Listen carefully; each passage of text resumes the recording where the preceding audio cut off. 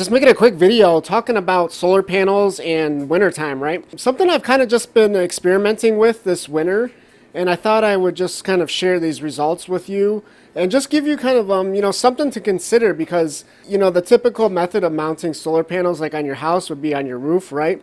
Or even if you're just in general just using them, you typically point them up towards the sun, right? So that's kind of the whole idea. But with wintertime, there are some other things to consider, right?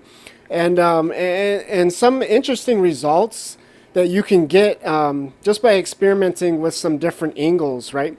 So obviously, right off the bat, if you got solar panels on your house and it snows, like here, they're going to be covered in snow, right? I mean, of course, you can get like some heating elements for them and stuff like that to melt the snow, but you're talking about like a major installation, right?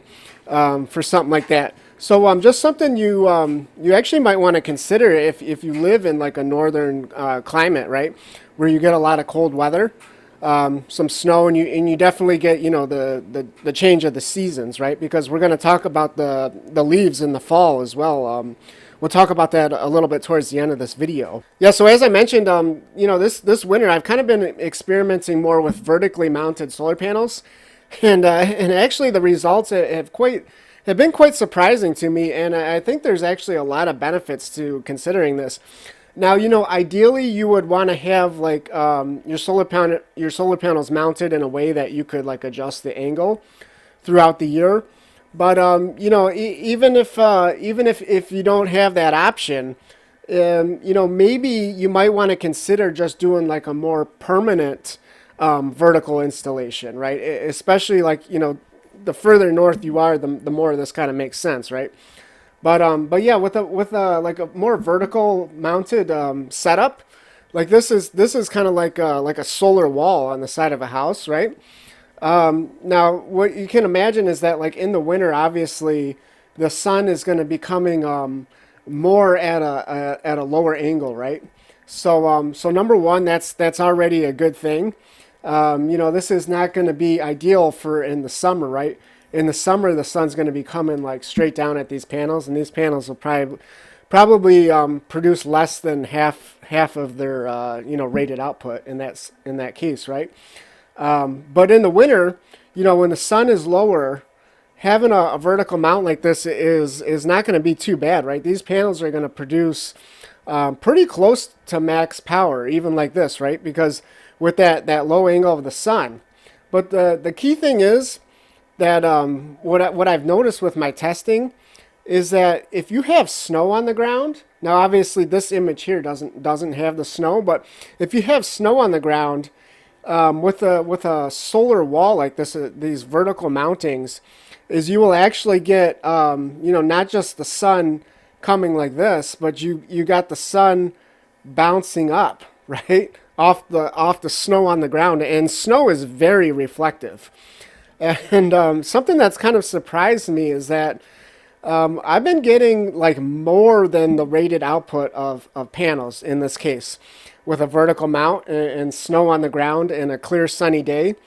It's basically giving like about 5% above in that case, right? So you got a 100-watt panel. That's like 105 watts, right? With a vertical mount like this. And what I've seen too is that you're getting close to 100 watts just from the sun, just because that sun is at such a low angle. Even if there's no snow on the ground, even if you just got, grass or whatever, right? So you're still getting, good output from these panels, right? Because the sun is so low.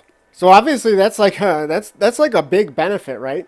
The fact that you could potentially even get more power with the sun reflecting off the snow in a setup like this.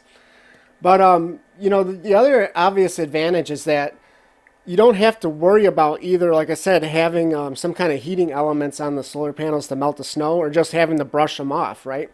Having to brush the snow off the solar panels. So that's just something like with a more vertical mount, that's not going to, snow is not going to accumulate on these panels, right? These panels are basically going to stay clear, the entire winter. And of course, with a setup like this, of course you want this whole solar wall. You want these panels facing due south, right?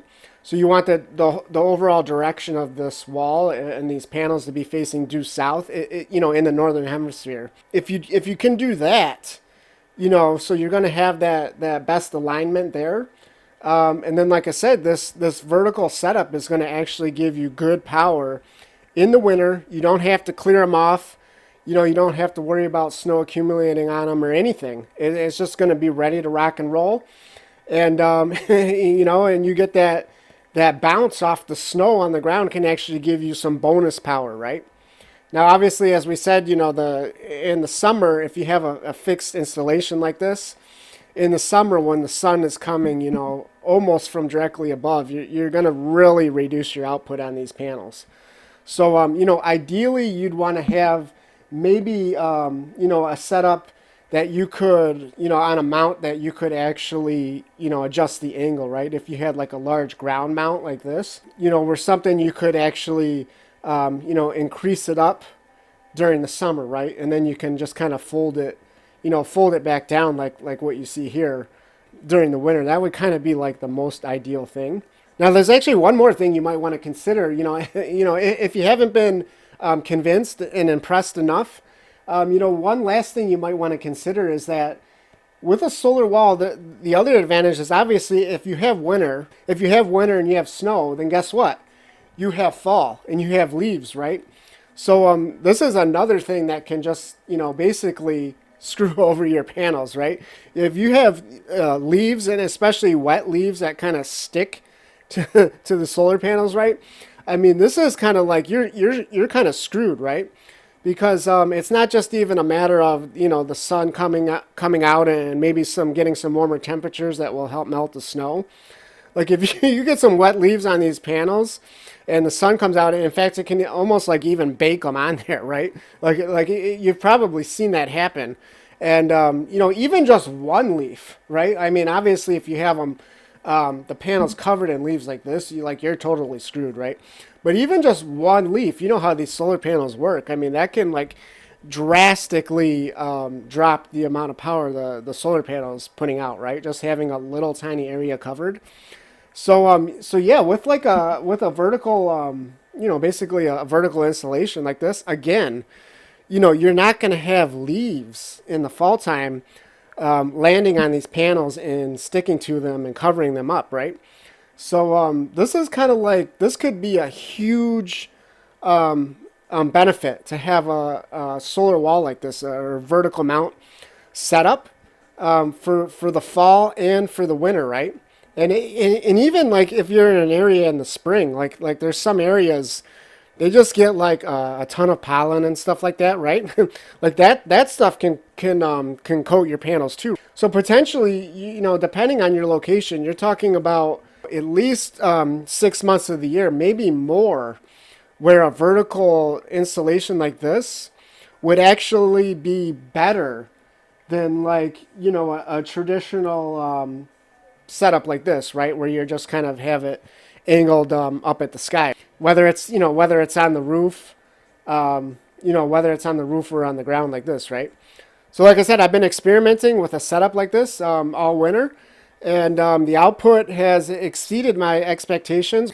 So getting, the amount of power, obviously in the winter too, it helps because it's cold, right? Solar panels always do better in the cold. So yeah, even when there's no snow on the ground, the power has been, very good. And then with snow on the ground, getting even a little bit more than the rated capacity, right? Now, obviously in the winter or in the summer, it's going to be a different story. But yeah, depending on your climate and where you're located, this might be something you want to consider, right? Because it's just going to make things so much easier in the winter, in the fall, in the winter, and even in the spring, as I mentioned, right? For reliable solar power. And then you can always, you could always supplement in the summer, or maybe, maybe even ideally you'd have a side mount like this and on the roof, right? So yeah, just something to consider. hopefully you found this video interesting or helpful. And yeah, thanks for watching.